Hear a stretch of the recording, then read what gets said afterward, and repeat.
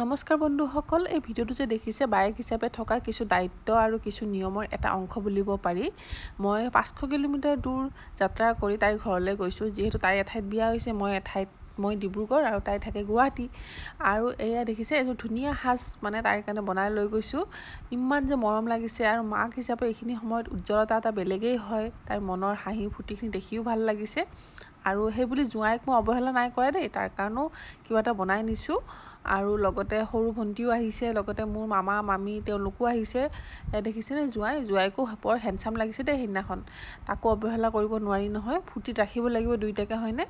তাৰপিছত আৰু কি কৰিম আৰু ফল মূল যোগাৰ কৰি গোটেইখিনি লৈ গৈছোঁ।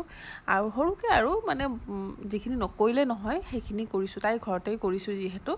আৰু গোটেইখিনি যোগাৰ কৰিছে তাইৰ শাহুৱেকে, মই একোৱে কৰিব লগা হোৱা নাই। মই মানে নিয়মটো কৰিছোঁ আৰু যিখিনি নকৰিলে নহয়।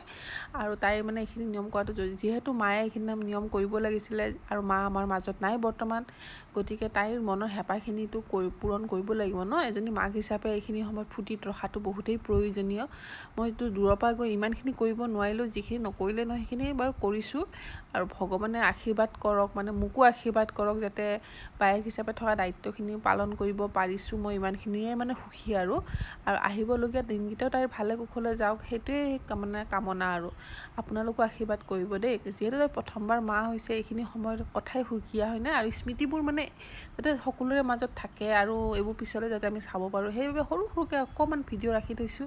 ভণ্টিয়ে গৈ পায়স বনাইছে আৰু পায়সখিনি খাবলৈ যে কি ধুনীয়া হৈছে, আপোনালোক কি ক'ম আৰু। জোঁৱাই মানে অকণমান লাজ কৰিছিলে, কিন্তু লাজ কৰিলেতো নহ'ব, নিয়ম দুয়োটাৰ ক্ষেত্ৰতে সমানেই হ'ব লাগিব। গতিকে পায়স মিঠাই গোটেইখিনি যোগাৰ কৰি মানে নিয়মখিনি কৰিলোঁ। আৰু 5 মাহৰ নিয়মৰ সময়ত মই যাবই নোৱাৰিলোঁ, সেইটো এটা দুখ থাকি গ'ল। আহিবলগীয়া দিনকেইটা ভালে থাকক, তাকে ভগৱানৰ ওচৰত প্ৰাৰ্থনা। Bye bye.